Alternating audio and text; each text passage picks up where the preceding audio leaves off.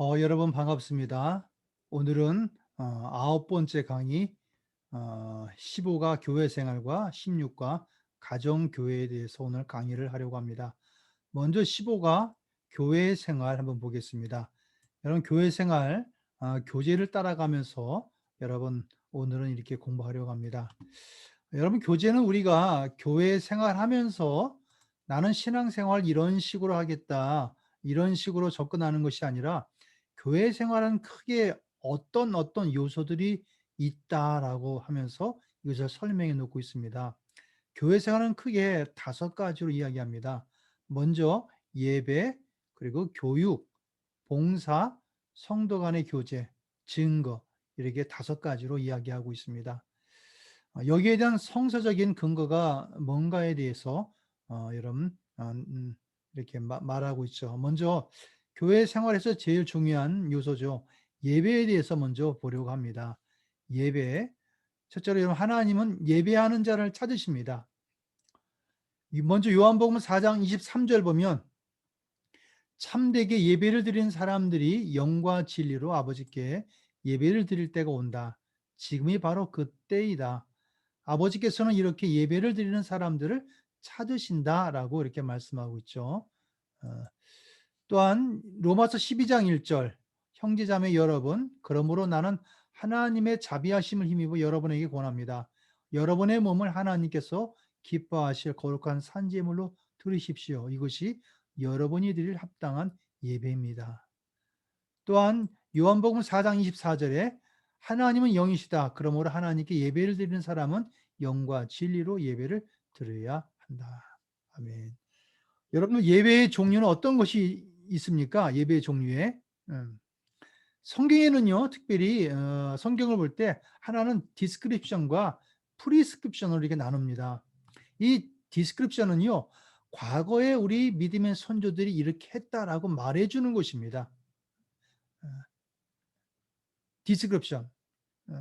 그러니까 묘사하는 거죠, 묘사. 과거에 이렇게 했다는 얘기. 이 프리스크립션은요. 앞으로도 너희들이 이렇게 하라고 말하는 겁니다. 이렇게 살아야 된다. 지금도. 예. 처방이라고 보면 됩니다. 근데 이 디스크립션은요. 꼭 해야 할 것은 아닙니다. 예. 근데 그렇게 하면 사실 많은 도움이 됩니다. 그런 부분도 있습니다. 그래서 성경을 볼 때 예를 들어서 도둑질하지 마라. 이건 뭡니까? 이게 프리스크립션이에요, 이렇게. 이렇게 하지 말라는 겁니다. 도둑질하지 말라는 거예요. 근데 여러분들 성경에 보면 초대교회에 보면 성도들이 다 이렇게 자기 모든 재산들 물건들을 다 사도들 앞에 다 갖다 바쳐서 그것을 공동으로 나눠서 막 그렇게 하지 않습니까? 그건 뭡니까? 성경이 그러면 이걸 이렇게 하라는 겁니까 지금도? 그건 아니죠. 옛날에는 사도행전 시대에는 그렇게 했다는 이야기예요. 사실 그 당시에는 그럴 수밖에 없었어요. 음. 유월절을 지키러 모든 그런 이방에서 사람들이 예루살렘으로 모였습니다. 모였던 그런 사람들이 거기서 성령을 체험하죠, 이렇게. 그러고 나서 그들이 돌아가지 않는 거예요. 너무나 좋아서.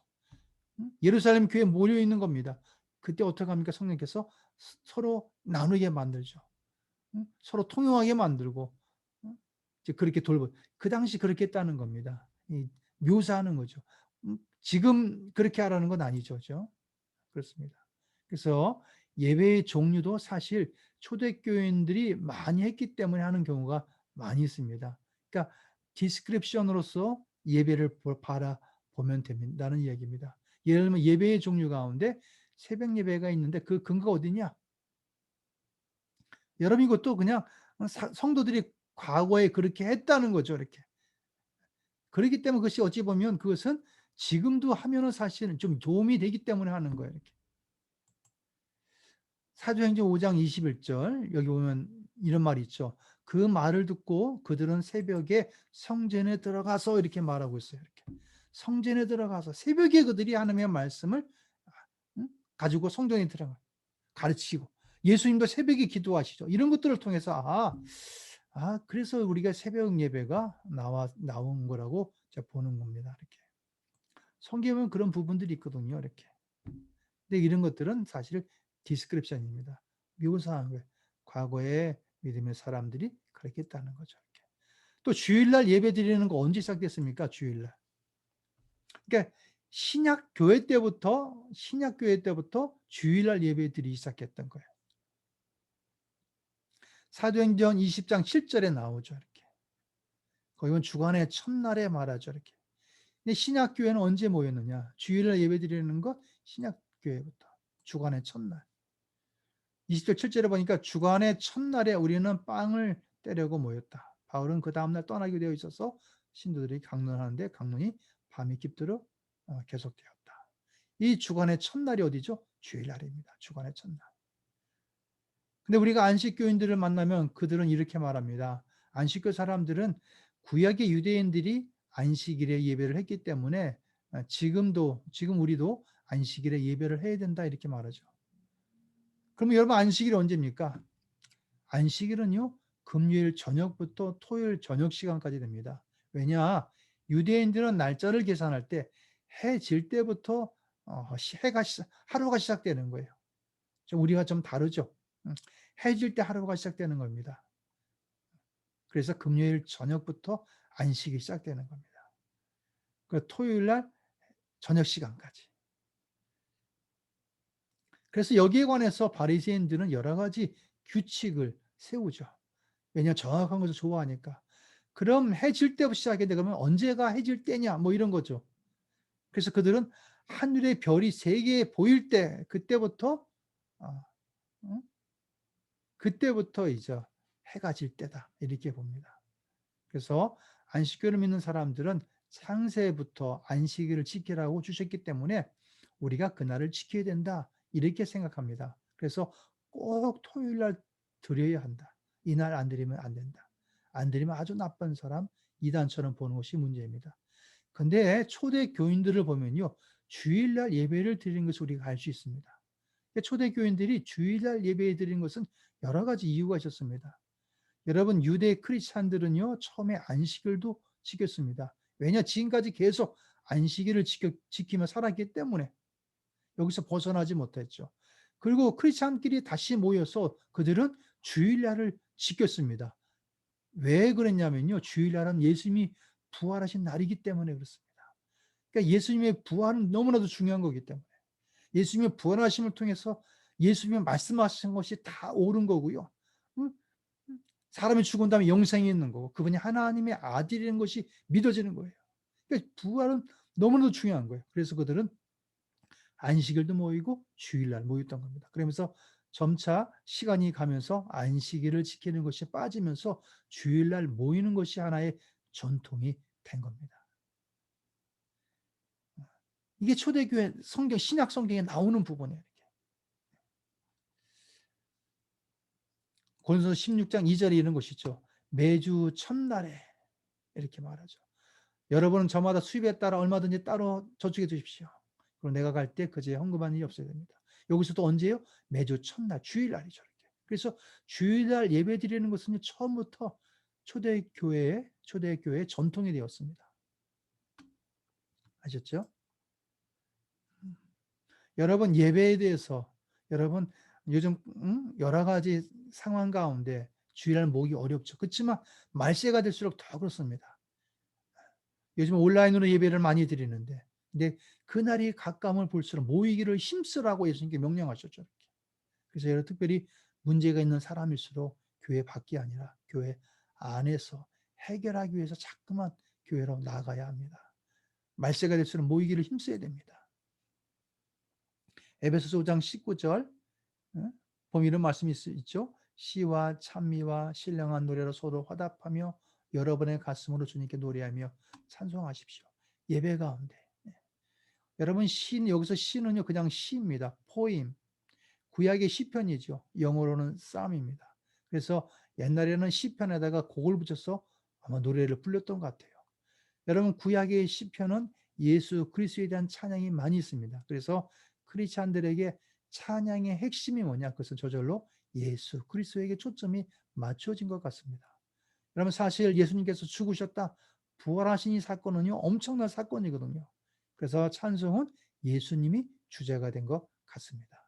그리고 서신서 중간에도 보면 찬양 같은 것이 나오죠. 어떤 거냐면요. 편지 서신서 보면 중간에 보면 꼭 시처럼 이렇게 성경에 약간 짤막하게 이렇게 적어 놓은 거 있죠. 응? 이 시처럼.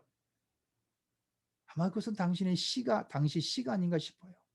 여러분 신령한 노래가 무엇입니까? 이것은 아마 즉석에서 성령께서 주신 그런 찬양이 아닌가 싶어요. 그래서 곡이 붙여진 방언이랄까요? 감동으로 주신 하나의 감동으로 주신 이런 즉각적으로 준 찬양이라고 봅니다. 그래서 초대 그리스도인들은요 아무튼 찬양을 많이 했던 것 같습니다. 여러분 예수님도 바울도 점잖은 분이라 노래를 안 할 것 같은데 사실 그분들은요 노래를 많이 했습니다. 여러분도 찬양을 여러분 많이 하시기 바랍니다. 찬양할 때는요 여러분 크게 하시고 제일 중요한 것은 찬양할 때는 쓰신 분의 마음이 내 마음이 되도록 해서 부르는 것이 중요합니다. 여러분 사람들 관계 속에서도 아주 싫어하는 것이 뭐냐면요. 마음이 없는 말을 하는 거 그런 거잖아요. 그래서 저도 찬양이 의미 없이 하는 것을 여러분 싫어합니다. 이렇게. 여러분들이 정말 악얼굴짝 빈들에도 복음 들고 가오리다 이 찬양 부를 때 정말 그는 우리는 의미대로 그렇게 살아가야 됩니다. 이렇게. 그러지 않을 때는 여러분들 좀 우리가 부르지 말아야 돼요. 정말 찬양 부르면서 정말 그렇게 헌신하는 마음으로 불러야 됩니다. 그리고 여러분 찬양은 열심히 부르는 것이 중요하죠. 여러분 예배 가운데 설교가 있죠. 설교. 여러분 기도나 이런 것도 지난번에 제가 다뤘기 때문에 넘어가는 겁니다. 설교 보면 사도행전 17장 2절에 이런 말씀이 있습니다. 바울은 자기 관리대로 회당으로 그들을 찾아가서 새 안식일에 걸쳐 성경을 가지고 그들과 토론하였다. 개역 성경은 강론하였다라고 말합니다. 이렇게 강론하였다. 그러니까 설교했다는 얘기예요. 언제? 여러분 여기 있는 것처럼 자기 관리대로 새 안식일에 무엇으로? 성경으로. 성경으로. 성경으로 했다는 얘기죠. 여러분 헌금, 예배관 헌금 있죠. 성경 구절로 여러분 답했으면 겠습니다. 주일날 바치는 주일 헌금 어딘 게 있습니까? 고린도서 16장 2절 말씀이죠. 매달 첫날에 여러분은 저마다 수입에 따라 얼마씩을 따로 저축해 두십시오. 그리고 그래서 내가 갈 때 그제야 헌금한 일이 없어야 합니다. 아멘. 주일날 바치는 주일 헌금. 매주 첫날, 매주 첫날. 주일이죠, 이게. 또 감사하는 마음으로 바치는 헌금. 마가복음 12장 41절 42절. 예수께서 헌금한 맞은쪽에 앉아서 무리가 어떻게 헌금함에 돈을 넣는가를 보고 계셨다. 많이 넣는 부자가 여럿 있었다. 그런데 가난한 과부 한 사람은 와서 랩돈 2입 곧 한 고드란트를 넣었다라고 말하죠. 감사하는 마음으로 자기가 갖고 있는 모든 것들을 드리죠. 이렇게 가난한 과부 감사함으로 하는 겁니다. 자기 수입의 10분의 1을 바치는 것 말라기 3장 10절에 이렇게 있습니다. 또 여러분 선교사를 돕거나 구제하는 일에서 바치는 헌금이 있죠. 사도행전 11장 27절에 30절. 그 무렵에 예언자 몇이 예루살렘에서 안디옥에 내려왔다. 그 가운데 아가보라는 사람이 성령의 감동을 받아서 일어나 온 세계에 큰 기근이 될 것이라고 예언하였다. 바로 그 기근이 글라우디오 황제 때에 들었다. 그래서 제자들은 각각 자기 형편에 따라 몫을 정하여 유대에 사는 신도들에게 구제금을 보내기로 결정하였다. 그들은 그대로 실행해서 바나바와 사울 편에 그저 장로들에게 보냈다. 아멘. 그렇죠? 예루살렘이 어려우니까 이렇게 했습니다. 여러분 특별히 고린도서 12장 2절을 통해 헌금의 원칙이 있습니다. 헌금의 원칙. 먼저 12장 16장 2절이 뭐죠? 매주 첫날에 여러분 저마다 수입에 따라 얼마든지 따로 저축하십시오. 그래서 내가 갈 때 그제 헌금한 일이 없어야 됩니다. 여러분 헌금의 원칙이 있어요. 뭐냐? 여기 보니까 매주일 정기적으로 하나님께 바쳤다는 거. 수입에 비례해서 바쳤다는 거. 또 미리 준비해서 하나님께 예물을 드렸다는 거. 이 시간에 먼저 11조에 대해서 한번 생각하고 넘어가도록 하겠습니다.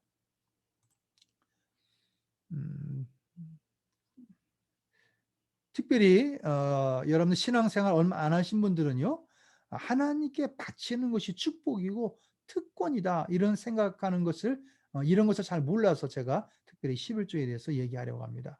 저는 사실 뭐 이렇게 설교 시간에 헌금에 대한 설교를 이렇게 잘 안 합니다. 이렇게 제가 이렇게 해본 적이 설교 시간 해본 적은 없는 것 같습니다. 하지만 내가 삶 공부 가운데 특별히 생명의 시간 가운데 헌금에 대해서 딱 한 번 말하는 것 같아요. 여러분 11조에 대해서 좀 얘기하려고 합니다. 여러분 11조가 무엇입니까? 어? 11조는 10분의 1을 바치는 거죠. 여러분 11조를 해야 합니까? 안 해야 됩니까?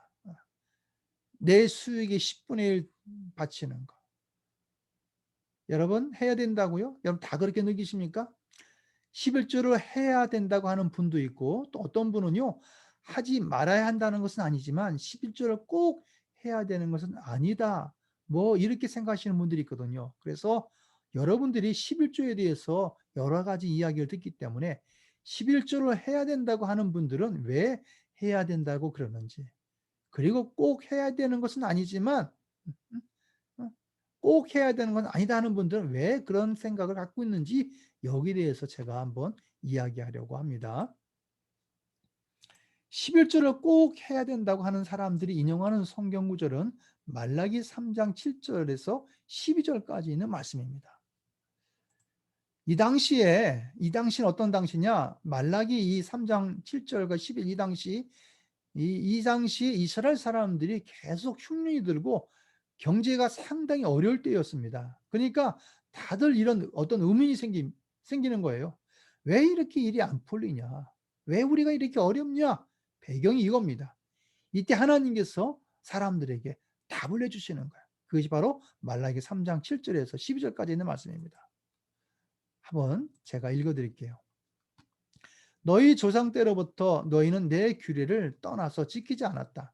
이제 너희는 나에게로 돌아오너라. 나도 너희에게로 돌아가겠다. 나 만군의 주가 말한다. 그러나 너희는 돌아가려면 우리가 무엇을 하여야 합니까? 하고 묻는구나. 사람이 하나님의 것을 훔치면 되겠느냐? 그런데 너희는 나의 것을 훔치고서는 우리가 주님의 무엇을 훔쳤습니까? 하고 되묻는구나. 11조와 헌물이 11조와 헌물이 바로 그것이 아니냐. 너희 온 백성이 나의 것을 훔치니 너희 모두가 저주를 받는다. 너희는 온전한 11조를 창고에 들여놓아 내 집에 먹을 거리가 넉넉하게 하여라. 이렇게 바치는 일로 나를 시험하여 내가 하늘의 문을 열고서 너희가 쌓을 곳이 없도록 복을 붙지 않나 보아라. 나 만군의 주의 말이다. 나는 너희 땅의 소산물을 해로운 벌레가 먹어 없애지 못하게 하며 너희 포도밭의 열매가 채 익기 전에 떨어지지 않게 하겠다. 나 만군의 주가 말한다. 너희 땅이 이처럼 비옥하여 짐으로 모든 민족이 너희를 복되다고 할 것이다. 나 만군의 주가 말한다. 아멘. 하나님이 직접 말하였다고 나 만군의 주가 말한다라고 말끝마다 이 말이 들어가죠. 하나님께서는 성경을 보면 자신을 시험하지 말라 했는데 근데 유독 이 한 구절에서는요. 하나님께서 유일하게 나를 시험해 보라고 하는 구절이 바로 말라기 3 장에 있는 말씀입니다. 그래서 많은 분들이 11조는 하나님께 속한 것인데 우리가 11조를 드리지 않는 것은 하나님 것을 도둑질하는 것이기 때문에 바쳐야 한다 하는 것입니다.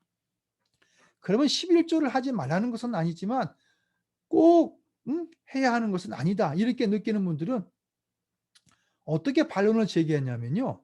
여러분들 이 11조는 레위인들 땅을 유업으로 받지 못한 레인들이 먹고 살기 위해서 만든 것이 아니냐. 응? 그래서 구약의 시스템 일부이기 때문에 우리는 구약 율법 아래 있지 않고 은혜 아래 살고 있기 때문에 율법이 폐해질 때 이것은 이미 끝났다라고 생각하는 거죠. 이렇게. 이것을 11조는 구약의 시스템이 하나 일부라는 얘기죠. 근데 이미 우리는 구약이 끝났다는 거예요. 근데 여기에 대해서 11조를 꼭 해야 된다는 분들은요. 이 성경 구절을 이용합니다. 창세기 14장 17절에서 21절까지죠. 그러니까 말라기는 맨 끝에 있는데 11조를 해야 된다는 분들은요. 율법이 생기기 전에 창세기를 생각하는 거예요. 그러니까 율법이 생기기 전에 이미 11조라는 말이 나왔다는 얘기예요. 요 배경을 말씀드리면 이런 겁니다. 창세기 14장 아브라함 시대 때 이야기입니다. 이방의 왕들이 아브라함의 조카가 있는 곳에 와서 점령을 하고 롯과 그 재산과 사람들을 포로로 잡아갈 때 아브라함이 소수의 군대를 가지고 쫓아가서 이들을 하나님의 은혜로 롯을 구하고 더욱이 그들이 갖고 있는 것들도 도리어 빼앗아 옵니다. 승리하고 돌아오는데 이 살레명이 나타납니다. 한번 읽겠습니다. 창세기 14장 17절 한번 제가 이때 살림왕을 만나서 하는 거죠. 아브라함이 그 돌라오멜과 그와 동맹을 맺은 왕들을 쳐부수고 돌아온 뒤에 소돔 왕이 아브라함을 맞아서 사회의 벌판 곧 왕의 벌판으로 나왔다. 그때 살림왕 멜기세덱은 빵과 포도주를 가지고 나왔다. 그는 가장 높으신 하나님의 제사장이다. 그는 아브라함에게 복을 빌어 주었다. 천지의 주제 가장 높으신 하나님 아브라함에게 복을 내려 주십시오. 그리고 아브라함은 들으시오. 그대는 원수들을 그대의 손에 넘겨주신 가장 높으신 하나님을 찬양하시오. 하시오. 아브라함은 가지고 있는 모든 곳에서 열의 하나를 멜기세덱에게 주었다. 이 11조를 주었다는 거죠. 이렇게.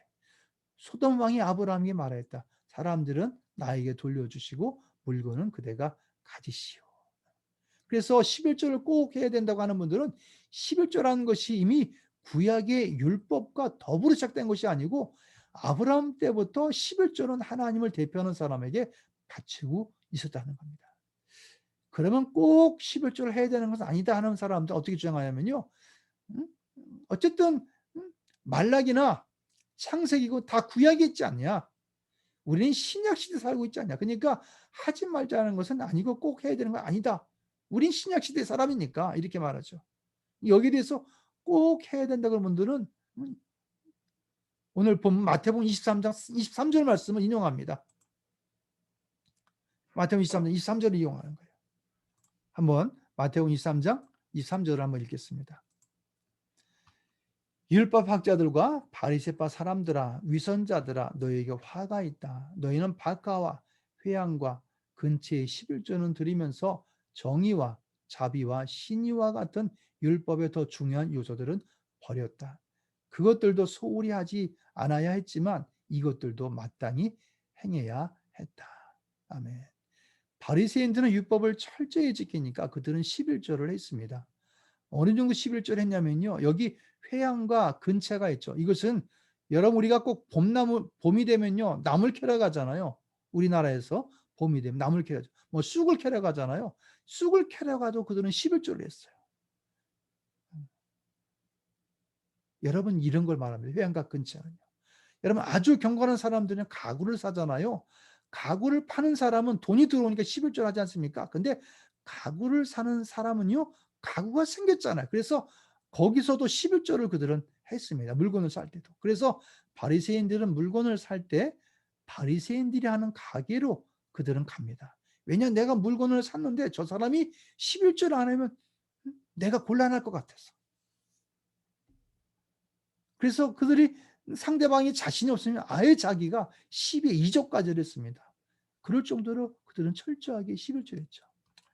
그래서 예수님이 나무라는 것이 뭐냐면 너희가 이런 것은 아주 열심히 지키면서 너희가 정의, 자비, 신 이런 것들은 무시하고 있다 이 말이에요. 여러분 우리 주위에도 이런 분들이 있죠. 11조는 열심히 하는데 다른 사람들을 속여먹는 사람들이에요. 근데 예수님이 뭐라 그러셨냐면요. 여러분 그런 것들도 했어야 하지만 이것들도 소홀히 하지 않았어야 했다 이런 거예요. 이렇게. 이 11절 하지 말라는 것이 아니라 이것도 해야 하지만 이것들도 너희가 정의, 공 이것들도 해야 된다고 말하고 있는 거예요. 그러니까 11조 하는 걸 나무라는 것이 아니거든요. 그러니까 11조로 해야 된다고 하는 분들은 이렇게 신약에서도 예수님이 11조에 대해서 인정하고 있지 않느냐 이렇게 말하는 거예요. 그러면 11조를 꼭 해야 될 필요는 없다고 주장하시는 분들은 이것은 예수님이 부활하시기 전 아니냐. 예수님이 돌아가시고 부활하신 다음에는 다르지 않느냐 그러는데 여러분들이 결정하시 바랍니다. 근데 저는 틀릴 수 있는데 결론은 여러분들이 결정하세요. 11조. 저는 저의 개인적인 생각에는요. 11조는요. 가이드라인이지 계명이 아니지 않냐 이런 생각이 들어요. 계명 뭐 어떤 거죠? 도둑질을 하지 말라, 간음하지 말라. 뭐 이렇게 계명이죠, 이렇게. 왜냐? 11조가 중요했으면 편지서에서도 한 번이라도 11조를 지켜라 이렇게 말이라 지키라고 그런 말이 나와야 되지 않았냐 이런 생각이 듭니다. 근데 제가 한 이 말에 대해서 11조는 당연히 해야 된다고 하는 분들은요. 서신서에서 11조에서 나오지 않는 이유는 그것은 크리스찬들이 그건 당연한 것이기 때문에 안 나온 것이다. 이렇게 말합니다. 예를 들어서 성도들이 변소에 화장실에 갔다 이런 말이 나오지 않느냐는 거 아니죠.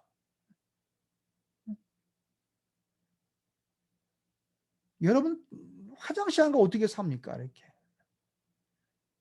그러니까 당연히 갔기 때문에 당연한 거기 때문에 말하지 않는 화장실 갔다 이런 말이 안 나온다는 겁니다. 이것도 설득력이 있습니다. 근데 저는 이것을 여러분들이 결정하세요. 저는 은혜 안에 사는 사람들은요. 11조를 해야 되냐 아니냐 하는 그런 차원보다는 다른 어떤 헌금의 원칙이 있지 않나 이런 생각을 합니다. 그게 뭐냐면요.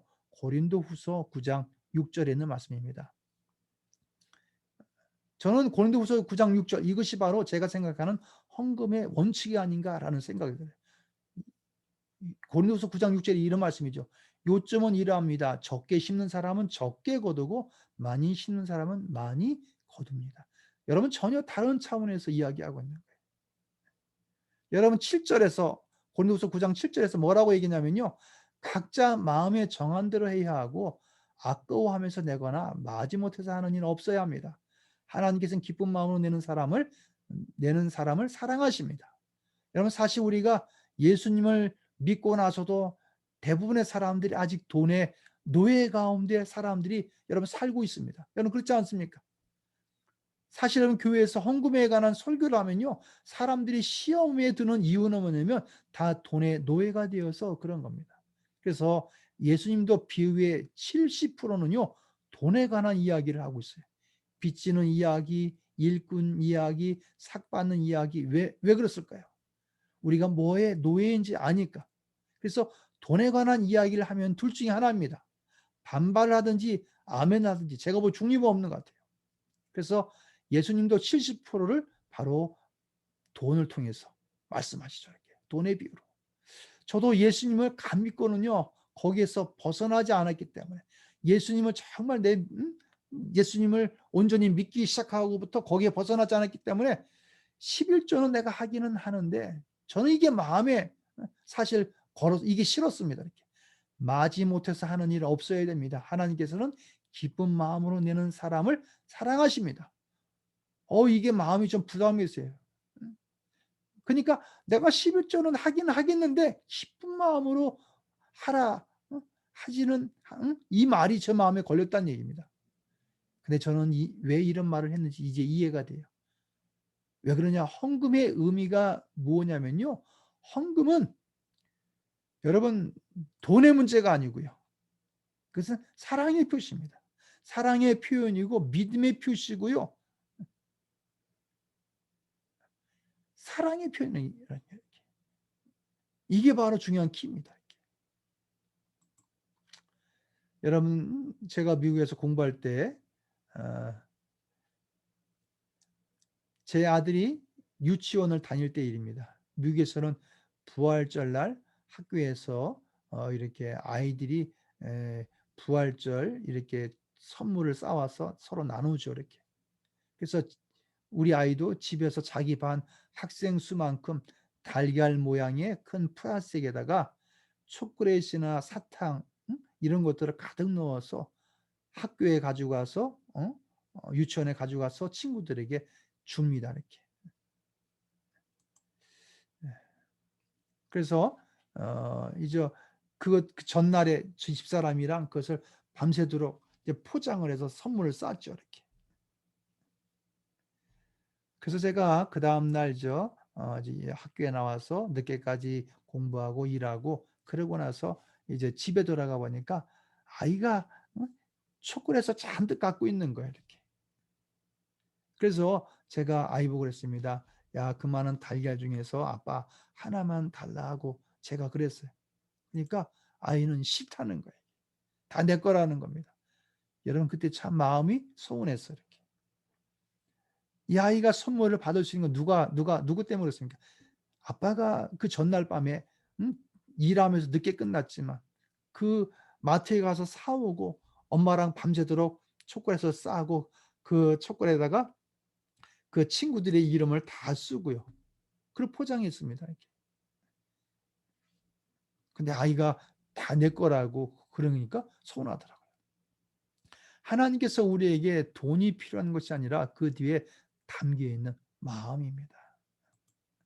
제가 우리 아이에게 초콜릿 달라는 건요, 초콜릿이 먹고 싶어서가 아니고요, 아이로부터 이런 사랑의 어떤 그런 표현을 이것을 느끼고 싶은 거예요. 이렇게. 그래서 여러분 우리가 하나님 앞에 헌금할 때도 기쁜 마음으로 해야 되는 겁니다.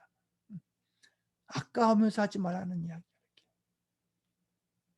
그래서 여러분들 헌금하면서 아깝잖아요. 그런 마음이 들잖아요.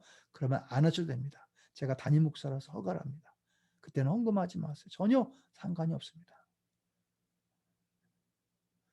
여러분 어떤 분이 시험을 받으면 제일 먼저 떠오르는 게 헌금이고 그다음에 출석이라고 합니다.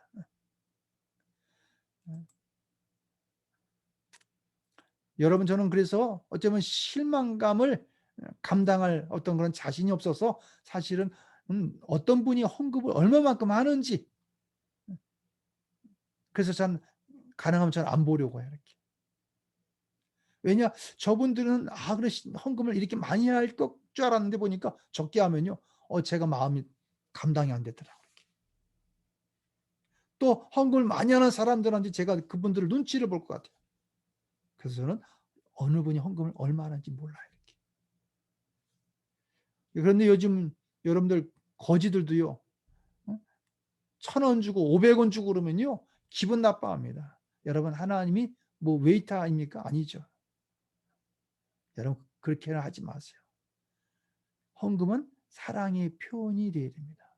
그러니까 우리가 하나님께 바치고 그러면 하나님께서 그 사랑을 받으시고 우리에게 채워주시고 그럼 또 우리 하나님께 감사합니다 하고 하나님께 또 드리고 그 하나님 또 채워주시고 이 사랑이 왔다 갔다 하는 거죠. 이렇게. 여러분 부모님께 용돈을 드리는 가정들 있죠. 근데 어떤 분은 아니 부모님께 내가 진지해 드리고 옷도 사 드리고 다 드리는데 뭐 용돈이 필요합니까? 뭐 이런 분들이 있는데 여러분 노인 부모님들이 돈이 필요해서 그런 것이 아니라 어쩌면 사랑이죠. 이렇게. 여러분 부모님께 용돈 드리면 어떡합니까? 그러면 그 용돈을 가지고 손자 손녀 생일에 여러분 딱 선물을 드리고 그럼 엄마 아빠가 이 아이들에게 돈을 오면요. 엄마 아빠가 그 돈을 또 뺐죠. 이렇게. 그죠? 결국 이 돈은 돌고 도는 거야. 또 엄마한테 가고 부모님한테 가고. 돈을 이게 뺑뺑 돌면서 무엇이 왔다 갔다 합니까? 사랑이죠. 우리가 이것을 알아야 됩니다. 우리가 하나님의 은혜를 깨닫고 여러분 감사하면 우리가 어떻게 표시하겠습니까? 그래서 사도 바울이 이런 말을 하는 겁니다. 고린도후서 9장 8절에 이런 말씀이 있죠. 하나님께서는 여러분에게 온갖 은혜가 넘치게 하실 수 있습니다. 그러함으로 여러분은 모든 일에 언제나 쓸 것을 넉넉하게 가지기 위해서 온갖 선한 일을 얼마든지 할 수 있습니다. 지금 사도 바울이 강조하는 것이 무엇입니까? 채워주시는 하나님의 능력을 강조하고 있어요. 얼마나 여기서 최상급을 말하고 있는지 아십니까? 그런 최상급을 사용하고 있어요. 사도 바울이 무슨 말을 하려는지 아십니까? 우리가 이것을 읽을 때 우리는 두 가지로 생각할 수 있습니다. 사도 바울이 여기에 좀 사람들에게 돈 좀 긁어내려고 꼬시는 것이지. 이게 첫 번째 해석이고요. 두 번째는 사실이기 때문입니다. 어떻게든 이것을 전해주고 싶어서 어떻게든 이것을 어떤 프레스를 주지 아니하고 의무감이나 죄책감이 아니라 정말 하나님이 채워주시는 하나님의 능력에 대한 신뢰, 감사 이런 것에 의해서 이런 것이 되기 원해서 최상급 단어를 써서 그는 말하고 있는 거예요. 여러분 가능성이 둘인데 저는 여기서 후자라고 생각합니다. 사도 바울은 본 사람입니다. 우리 교회도 본 사람들이 많이 있죠. 그래서 11조를 철저히 드리죠. 순복음교회 같으면요 목숨을 걸고 11조 하는 분들이 있습니다.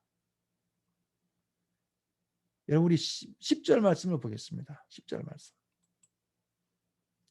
심는 사람에게 심을 씨와 먹을 양식을 공급해 주시는 하나님께서 여러분에게도 씨를 마련해 주시고 그것을 여러 갑절로 늘려 주시고 여러분의 의의 열매를 증가시켜 주실 것입니다. 여러분 여기서 심을 씨와 먹을 양식의 차이가 뭡니까?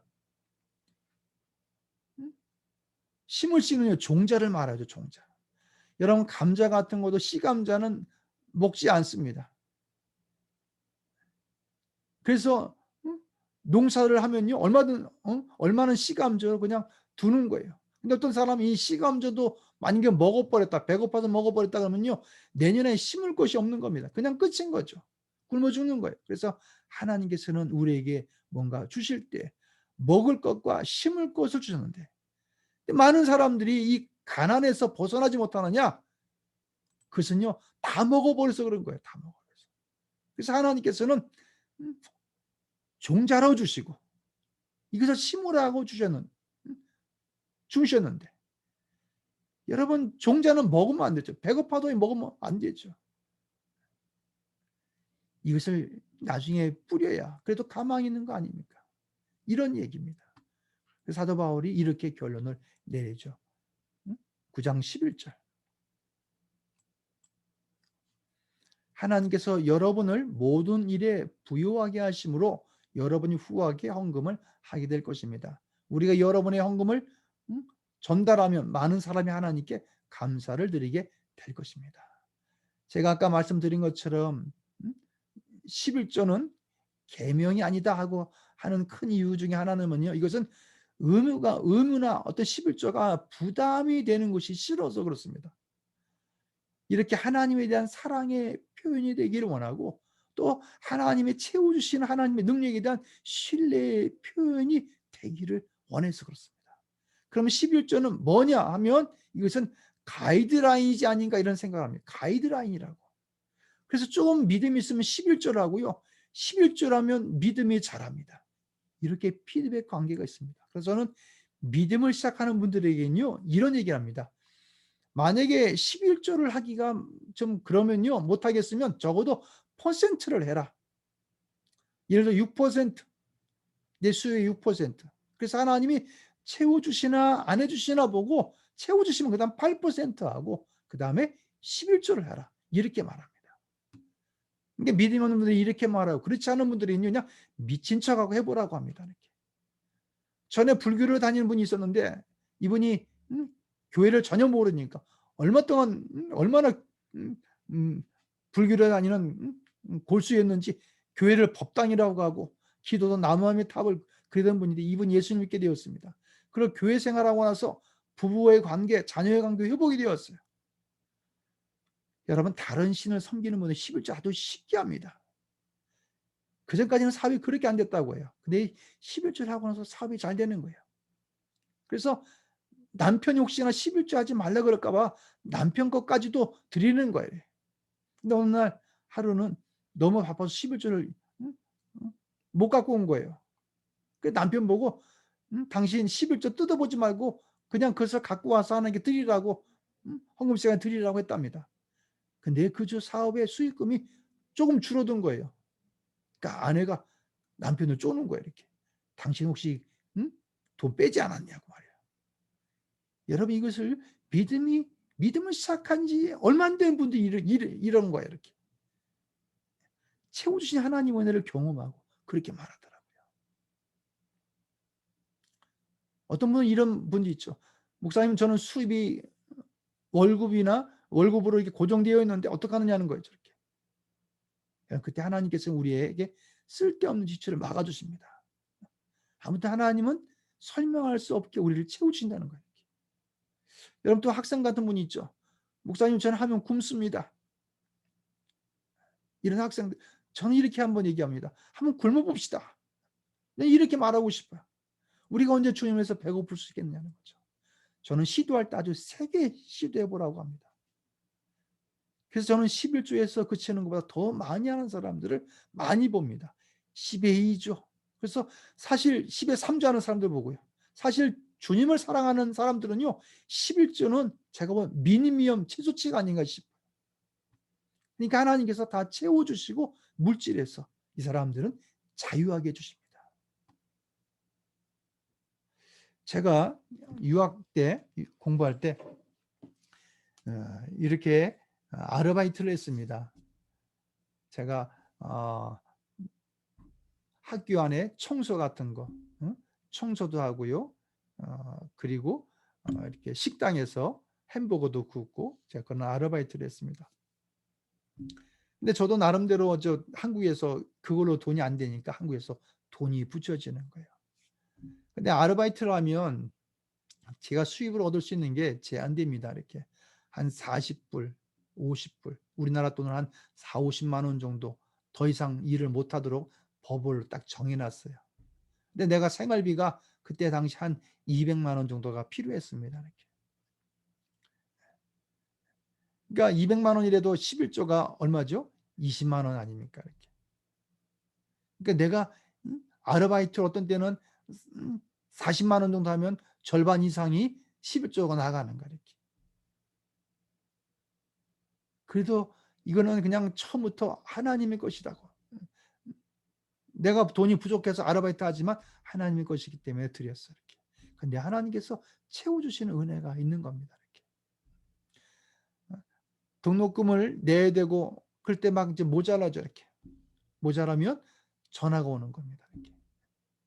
한 번은 전화가 왔어요. 이렇게. 제 아버님으로부터 아무아무게 우리 친구 목사님이 너를 위해서 매달 돈을 붙였는데 그걸 잘 받았느냐고 연락이 왔어요. 김광동 목사님이라는 분이. 저는 전혀 생각하지 않았는데 그분이 저를 위해서 돈을 보내준 거예요. 그래서 1년이 끝날 때쯤 되면요. 그 빚진 것들이 다 갚는 거예요. 이렇게 또. 또 마찬가지로 또 우리 이모님이 오셔서 돈을 갚아주시고 하시고요. 하나님께서 채워주시는 것들은 다 새롭더라고요. 이렇게. 우리 이모님이 오시기도 하고요. 이렇게. 그래서 여러분들 저는 하나님이 정말 어렵지만 정말 유학하면서 어렵지만 그 가운데 채워주신 하나님의 은혜를 경험하죠. 이렇게. 여러분 11조는요. 적을 때부터 하세요. 많으면 더 어렵습니다. 여러분 돈이 많이 벌면 11조 하겠습니다 그러는데요. 지금 못하면 더 어려워요. 이것은 꼭 내일부터 담배를 끊겠습니다 하는 사람과 똑같습니다. 지금 끊지 못하면 내일도 못 끊습니다. 저는 그래서 아이들이 이런 얘기를 꼭 합니다. 정직하게 11조 해라. 경제적으로 어렵지 않으려면 정직하게 11조 하라고 당부합니다. 그래서 조금 할 때 하는 것이 좋습니다. 사실 많이 벌 때 하려면 떨려요. 이렇게. 어떤 분이 11조를 하고 나서 사업이 잘 되라고 저보고 기도해 달라고 그랬습니다. 그래서 제가 기도해 주었어요. 이렇게. 그래서 이분이 11조를 10만 원 드리다가 20만 원, 그리고 50만 원, 10만 원, 그리고 100만 원 드리는 게 된 거예요.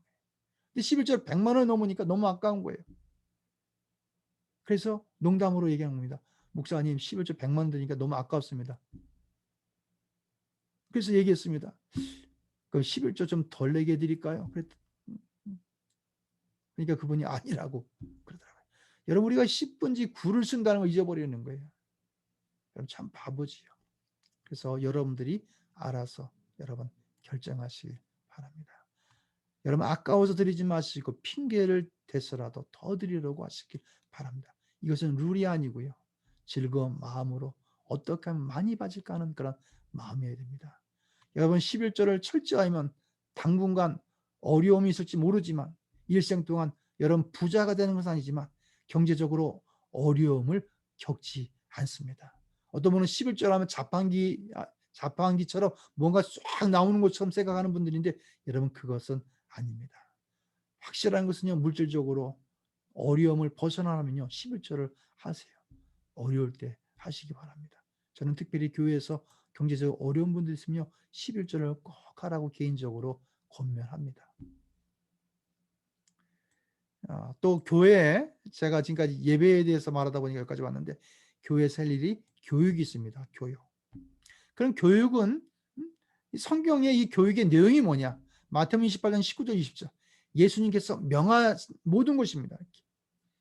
여기 보니까 그러므로 너희는 가서 모든 민족을 제자로 삼아 아버지와 아들과 성령의 이름으로 침례로 내가 너에게 명령한 모든 것, 예수님께서 명령한 모든 것, 이게 바로 교육의 내용입니다. 내가 너에게 명령한 모든 것 그들이 가르치 지키게 하라.